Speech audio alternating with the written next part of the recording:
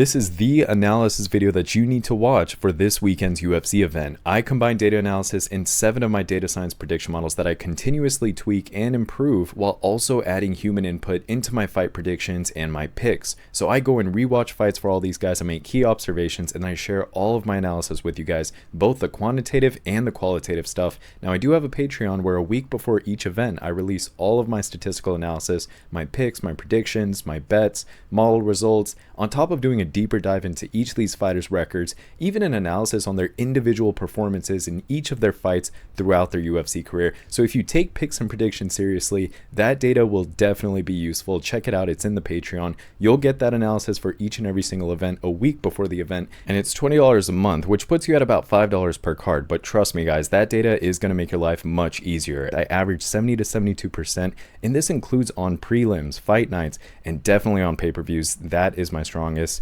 area right there. But all across the board, I average 70 to 72%, and it's only getting better. So that data is going to help you make solid, logical choices. Anyways, if you're new to the channel, please like and subscribe. And if you're a returning viewer, welcome back. Let's go ahead and get started. UFC Atlanta is tomorrow. Let's go ahead and talk about the best bets on this card. We're first going to start with the underdogs, then we're going to go into favorites, and lastly, I'm just going to do a rundown of the best prop bets that I think are applicable to this card tomorrow. So first, let's start with this fight with Andre Petroski versus Edmen Shahbazyan. For this fight, I do think Andre Petroski is a decent underdog to consider. He's a little bit more riskier than I would like, but let me tell you what I like about Andre here. He absorbs 1.2 less strikes per minute. He has a 3% better striking defense. He lands 1.4 more takedowns on average with a 16% better takedown accuracy. He has a 20% better takedown defense, and he lands 1 more submission on average. Now, full disclosure, I did end up going for Edmen Shahbazyan as my official pick, but I do see some value in Andre Petroski if you're willing to roll the dice a little bit. In fact, the prediction models in my final prediction, I ended up giving him a 32% probability of victory.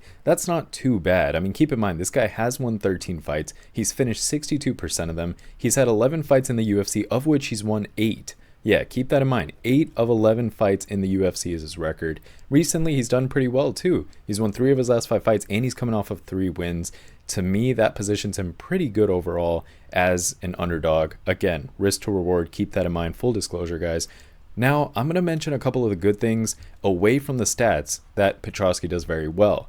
Things that I'm going to give him credit for, it's going to be his elite grappling and his pressure. He's relentless with his grappling. He's very suffocating when it comes to that top control. He chains together those takedowns and maintains pressure on his opponents, really drains their energy. He has good fight IQ as well, and he knows how to manage pace throughout a fight. I also like his conditioning and his durability overall. He's a mentally tough guy. He's pretty consistent overall, and we could tell just from his record, but also just the way he fights. Pretty consistent with his skill set. If Andre was able to pull off the upset, I think he could get it done via decision. Again, whole point of this video is to highlight value for you guys. I had someone in the comments in my previous video talking about how accuracy isn't everything, and I totally agree. So while I do value accuracy and getting things right, what I value more is highlighting value for you guys. So I want to show you guys where the best underdogs are, where the best favorites are, what's logically likely to happen, and I'm going to let you guys make the decision on what you're comfortable with in terms of risk and reward. And if you guys are returning viewers, you know that I love doing the analysis on fights. I like being thorough at doing my research and then sharing my findings with you guys. And I could see how if you're new, it's a little bit confusing. But what I will say is that no matter what, you're going to find some value in my videos, and I promise you that because I put in the effort to get you guys this info. And with that being said, let's move on to the next underdog with a lot of potential. Now, this underdog I actually ended up going for. I am picking Cody Garbrandt to win. I'm giving him a final 55% probability victory. Let me talk about the statistical advantages that Cody Garbrandt brings to the table here. He has a height advantage of 1 inch in this matchup. He's also 5 years younger than Raoni Barcelos. He absorbs 0.88 less strikes per minute as well. When you take a look at his record, he's won 14 fights and he's finished 79% of those. He's had 15 fights within the UFC, of which he's won 9. That's a great majority of them. Recently, he's done okay. He's won 2 of his last 5 fights. He is coming off of that loss, full disclosure. But last time he lost, by the way, April of 2024. Anyways, what I really like about Cody Garbrandt, guys, it's going to be a little bit away from the stats. Obviously, when you look at your screen right now, a lot of the green is on the side of Raoni Barcelos. Let's ignore the stats for a second. Let's talk about what Cody does good in general. So first thing I want to mention, the guy's explosive. He has fight-changing power, and that really just, he does have the ability to end fights with a single punch. I'm not just riding the hype train of what Cody Garbrandt used to be. I'm telling you guys, he still has that power. It is evident. Now, I know he has aged a bit. He's lost a little bit in terms of speed, but he retains that power, and I think that that can shift the momentum in his favor. And it's fair enough to give him a 55%, guys. I'm not saying there's a 90% chance he's going to win, but I think there's enough to take a risk on Cody Garbrandt, in my humble opinion. I also like his angle work and his movement. He cuts angles very well when it comes to exchanges, and historically, that's just set him apart as a fighter. And I really believe that if he utilizes his momentum to create some openings and avoids Barcelos' like clinch-heavy pressure-style game that we know, I think he could really dictate the pace and the placement of this fight, and I think he's just going to make it very hard for Barcelos to impose his will, right? I also like Garbrandt's experience whenever it comes to big fights. You could take a look at his resume. He's done some pretty good things, fought some big fighters, so he has some level of comfort in the UFC and in the octagon and, you know, fighting opponents. I think he's very creative whenever it comes to the clutch as well. I mean, he fights along the fence and scrambles, and he's just shown his ability to get really creative in those areas. He uses his wrestling and his fight IQ very well, and he escapes those bad positions, and, you know, sometimes he even turns adversity into opportunities. And so I like what I see out of Cody Garbrandt. He's a resilient fighter. He has this redemption style narrative going on. That's his story, right? He's constantly redeeming himself and working his way up and grinding. Hey, he's a fan favorite. People like him. But even from a logical standpoint, I think Cody Garbrandt is going to be able to pull off the upset. I think he's actually going to be able to drop Raoni Barcelos. So I would not be surprised. Cody Garbrandt via KO/TKO. Now, the next promising underdog that I want to highlight for you guys, it's going to be Cody Durden. Now, let's take a look at his stats. Cody Durden lands 0.2 more strikes per minute, and he has a 14% better striking accuracy. All things considered, the prediction models, the research, his style, everything, strengths, weaknesses, I ended up giving Cody Durden a 42% probability of victory, and I think that positions him very good in terms of value as an underdog. That's almost 50-50, and so there's good risk to reward there. Let's take a look at the guy's record. He's won 17 fights, finished 71% of them. Now, he's had 12 fights within the UFC, of which he's won 6. So he's won half his UFC fights. Recently, not the best record. He's won 2 of his last 5 fights, and he is coming off of a loss here. Last time he lost was December of 2024. Full disclosure, because I'm giving Cody a 42% final probability of victory, that does mean I gave Jose a 58% probability of victory. But again, I am highlighting value for you guys. Let's talk about the good things that Cody Durden does that could position him in a way to win this fight and pull off the upset. First thing, he has good experience in some big fights. I mean, he's fought plenty of guys. He's a UFC veteran, multiple fights under the octagon. Like I said, 12 UFC fights, right? So he's faced a lot of, a variety of opponents and different styles at a pretty high level. And I think that that kind of experience is going to give him some composure and a little bit of adaptability as well. He's pretty good at handling some pressure. I like the pressure and volume that he also puts out. He's known for that relentless pace. He has like this constant output that he just keeps his opponents very busy. He forces them to have a high work rate. It can overwhelm them, especially the guys with a little bit less experience. Keep in mind, Jose does have a little less experience. That's why this fight is pretty close to 50-50. And if you are leaning towards Cody, this is a bit of a confirmation that that's not too bad of an idea, especially if you're looking for some reward, willing to risk a little bit. He's a versatile fighter, adaptable. Like I said, he's a well-rounded fighter. He's able to switch between striking and grappling depending on the situation. And that kind of stuff, it just allows him to control where the fight takes place and adapt to any kind of strengths that an opponent like Jose might have. It could even neutralize some of the younger fighters' power whenever it comes to their feet by just taking the fight to the ground and engaging in close quarters, stuff like that. He's a mentally tough fighter. He's durable. He has that home crowd advantage. I mean, he's a Georgia native, and so you can expect the local crowd to really boost him up, give him some motivation, some energy, sometimes even maybe influence judges' decisions. Judges have not been good ever if you've watched UFC for a long time. Sometimes they just call fights terribly. It is what it is. So again, just want to point out, Jose's not the most experienced fighter. Durden, he does have some level of urgency. He hasn't done too well recently, so, he has to get his act together if he wants to continue fighting in the UFC. So all things considered, it would not shock me if Cody Durden pulls off the upset. I think he has a 42% probability of doing so. That's not very bad, guys. If I do think that Cody Durden's going to win, I would say he would win via decision. That's how I see it going. For the next fighter that is a promising underdog on this card, it's gonna be Charles Jourdain. Now this one's a little bit riskier, full disclosure, but I'll explain why. First, let's talk about statistics here. Charles, he has the height advantage of 3 inches in this fight. He's also 3 years younger. He lands 2.5 more strikes per minute with a 5% better striking accuracy, and he lands 0.3 more submissions on average. All things considered, I gave Charles a 36% probability of victory. Now again, full disclosure, that means I gave Ricky a 64% probability of victory. That's generally high, right? It's better than average. But Charles does pose a decent chunk. He has that 1/3 chance of being able to pull off the upset, and I'll tell you why. First, let's take a look at Charles's record. He's won 16 fights. This guy has finished 88% of those 16 fights. I want you guys to understand that. 88% of those 16 fights he's finished. He's had 15 fights in the UFC, of which he's won 7, pretty much half. Recently, not too bad. He's won 3 of his last 5 fights, and he's coming off of a win into this fight. Last time he lost was like mid last year. Let's talk about the reasons, aside from the stats alone, as to why I think if you're willing to risk it, Charles Jourdain has value. First thing I'll say is his superior striking creativity and his versatility. He's known for his dynamic and unpredictable striking arsenal that not only lands him a high finish rate on paper, but take a look at his fighting style. He is tough to predict. He mixes up those punches, kicks, elbows, some spinning attacks. He really keeps opponents guessing and just unable to settle into any kind of rhythm. And so that kind of creativity, it could disrupt Simon's pressure-based game plan and kind of force him to defend against a wide variety of different attacks, and that might reduce his ability to set up takedowns or dictate the pace like he normally is going to come in and try to do. Also, that BJJ threat that's off his back. Keep in mind, Charles Jourdain, he's a legit BJJ black belt. He is dangerous from those bottom positions, and if Simon manages to take him down, Jourdain does have that threat of submissions and sweeps, and he could force Simon to be a bit more cautious. And it really, what that does, guys, it limits the top control effectiveness. That's the issue here. That kind of threat, it could prevent Simon from committing fully to his wrestling, and it just gives Charles like a few more opportunities to keep the fight standing, etc., etc. Some mind games, right? Now, speaking of mind games, the confidence and momentum that Charles Jourdain is coming into this fight, it's pretty notable, right?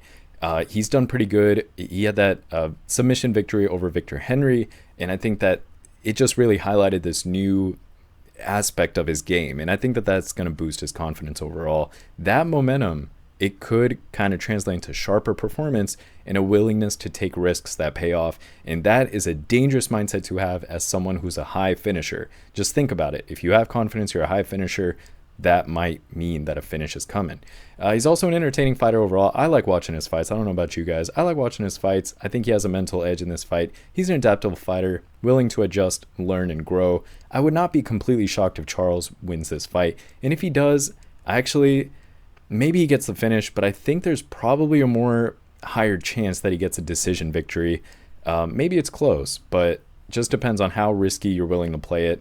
I would take Charles via decision, or at least a Charles money line if you're looking for some value. All right, let's talk about the final promising underdog before I flip over to the best favorites on this card and then flip over to the prop bets. You'll want to stick around for those. So this next promising underdog is going to be Phil Rowe in his fight against Angelusa. Now let's talk about it. Phil Rowe has a height advantage of 5 inches in this fight. He's 6 feet 3 inches tall, and then you got Angelusa, who's 5 feet 10 inches tall. Now also, Phil has a reach advantage of 6 inches. He has a 5% better striking accuracy. He absorbs 2.3 less strikes per minute. He has a 2% better striking defense, and he lands 0.1 more submissions on average. Good statistical advantages on his side. All in all, I ended up giving Phil a 40% probability victory. I think that positions him at a great spot in terms of risk to reward and value.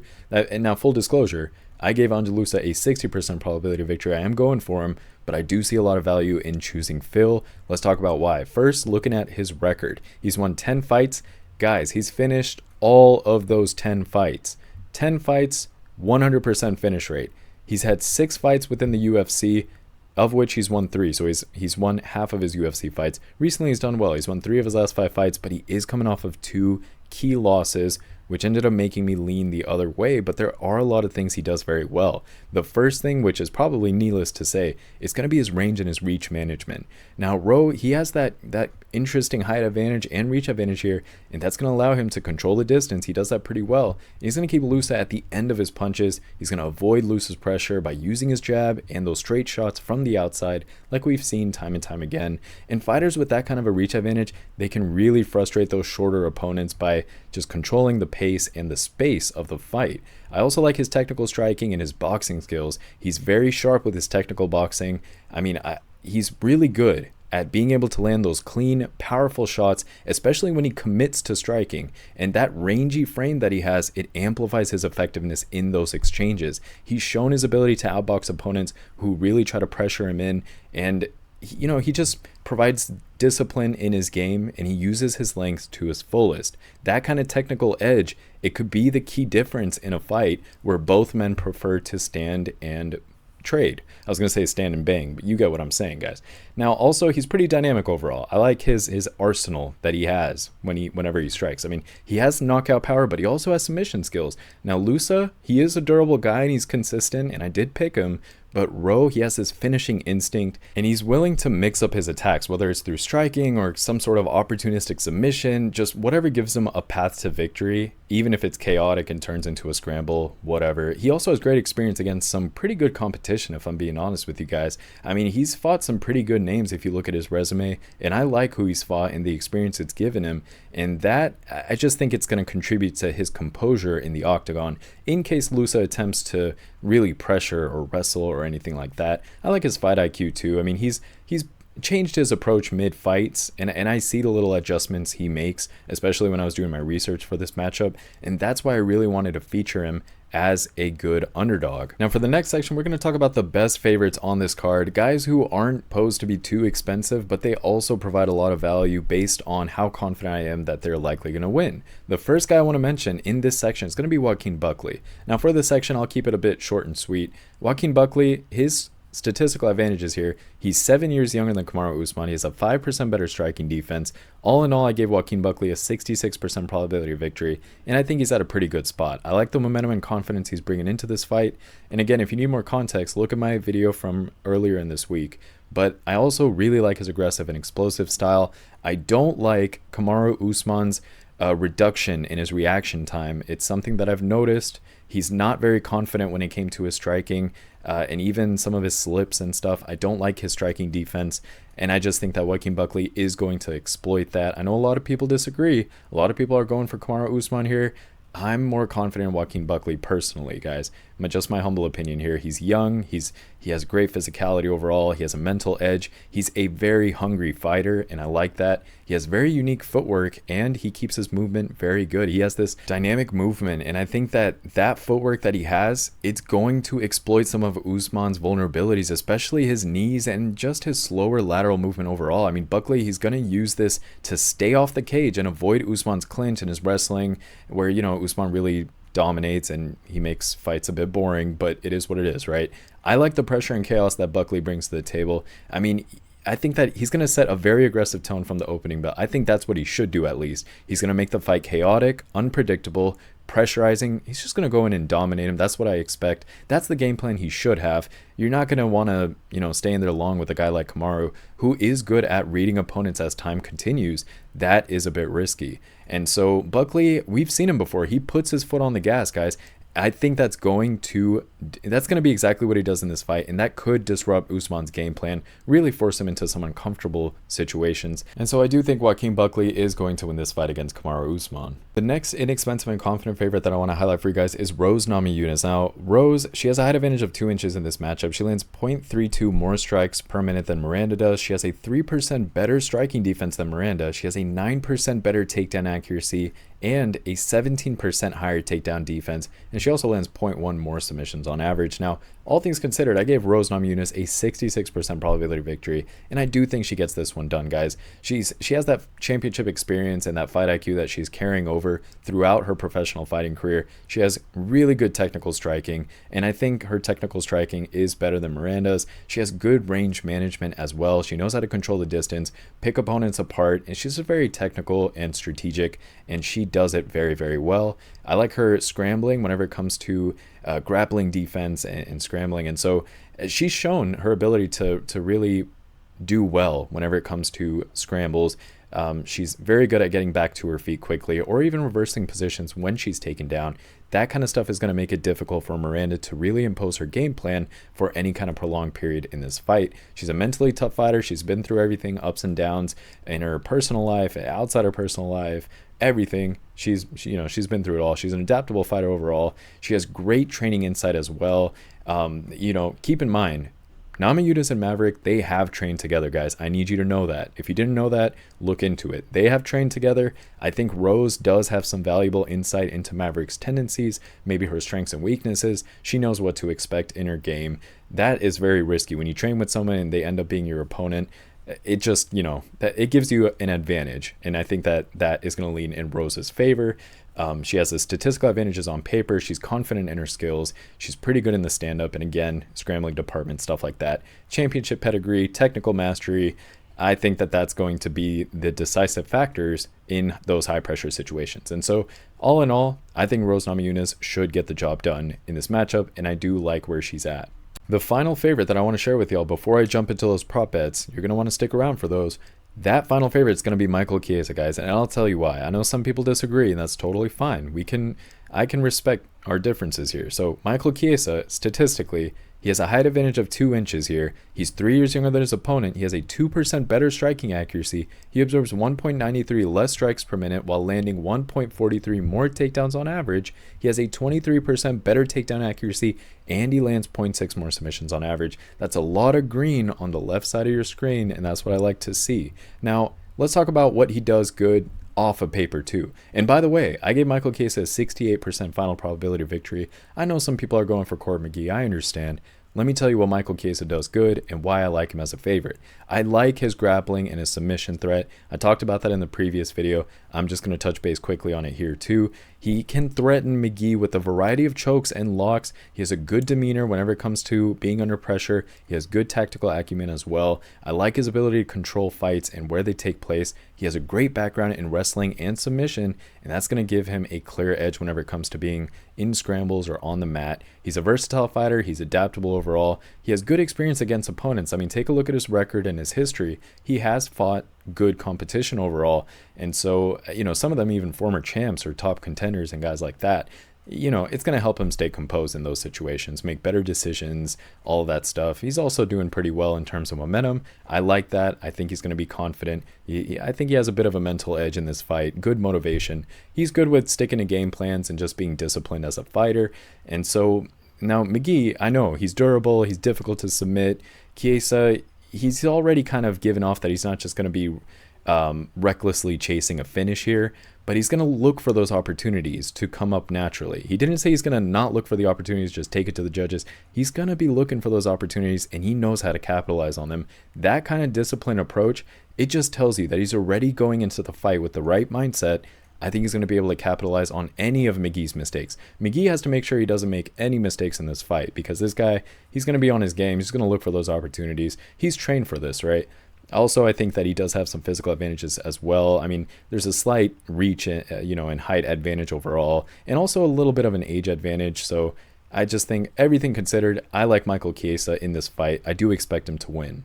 All right, guys, now let's talk bets here. These are the bets that I think are very likely to happen logically, statistically, and stylistically. This is based on all my research, my data science, prediction models, 7 of those.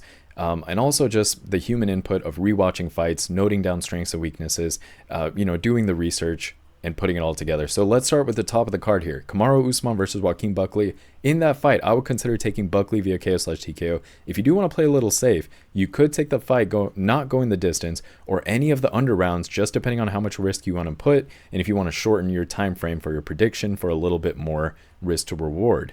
Then for the co-main event, we have Rose Namajunas versus Miranda Maverick. For that fight, I would consider taking Namajunas via decision.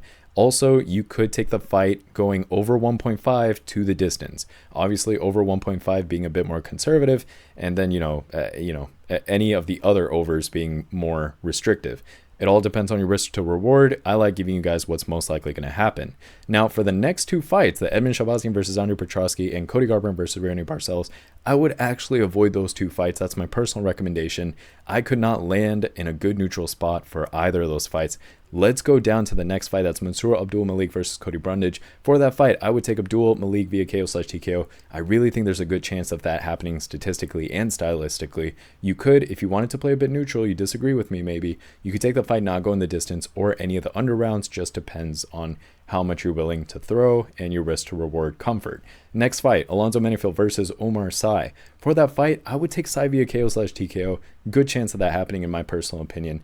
I could also take the fight going not going to the distance or any of the under rounds. Again, just depends on where you're comfortable with. Next fight, Paul Craig versus Rodolfo Bellato. For that fight, I would take Bellato via KO/TKO. And again, you could take the fight not going the distance if you'd like instead, or you could take any of the under rounds, or you can mix them up. I'm just giving you guys what I think is logically going to happen for each fight. For the next fight, Michael Chiesa versus Court McGee. For this fight, Chiesa via submission is what I see value in. You could also take Chiesa via decision. If you don't think he's going to be able to pull off the submission, I understand that. You could also take the fight not going the distance if you believe that there will be a finish or any of the under rounds. And if you do feel like that's going to be a decision victory from either guy and it's just going to be one of those drawn out fights, then you could take the fight going the decision. It really just depends on your opinion of this fight. For the next fight, we have Malcolm Wellmaker versus Chris Moutinho. For this fight, I would take Wellmaker via KO/TKO, or you could take the fight not going the distance or being in, the under X rounds, whatever you guys are comfortable with. That's what I think is going to happen in that fight. Now, for the next 3 fights, guys, the Cody Durden versus Jose Ochoa, the Ricky Simon versus Charles Jourdain, and the Phil Rowe versus Angelusa, I would not stick to any specific prop bets on the fighters, but what you could do is take the over 1.5 to the distance, whatever you're comfortable with. I do see those fights taking that route. I wouldn't really specifically pick off anything else. I didn't like anything else based on all my research, guys. And so, I'm very transparent with you guys. Full disclosures, I'm very honest with you guys. I'm not going to put something on paper just to have it on paper. I'm only going to show you the things that I truly believe in, that I think are very likely and logical to happen. Last fight, Jamie Lynn Horth versus Vanessa Dumopoulos. For this fight, I would take Horth via decision or the over 1.5 to the distance. Never a bad idea with women's MMA, and I say that respectfully. Over 1.5 to the distance happens pretty frequently. And so with that being said, guys, that wraps up this bet video. Thank you guys so much for your support. I look forward to being back. I'm fired up. I'm excited to cover fights here. If you're new, thank you so much for checking out the video. Please subscribe for more content and research and analysis. And if you're returning, thank you very, very much for continuing to support me. I really appreciate each and every one of y'all. I do read your comments. I do respond. And with that being said, that wraps up this video, guys. Thank you guys so much for watching and being so supportive as always. And if you get a chance, take a look at that data that's available on the Patreon. I do have a free preview up there, so go ahead and explore and see how that analysis can help you with your picks and your predictions a whole week before the fight happens. On the Patreon, there are prediction models, weighted averages, final predictions and picks. There's prop bets that are logically, statistically, and stylistically going to happen. There's the best favorites on the card, the best underdogs if you're looking for good value, willing to roll the dice a little bit. There's even a deeper dive into each fighter's record. That's a whole analysis. And you also get a performance analysis by each fighter's individual fight throughout their UFC career. And what that's going to help you do is see if fighters are improving throughout their career, and then who they did really good against and who they didn't do good against, so you can kind of pick off strengths and weaknesses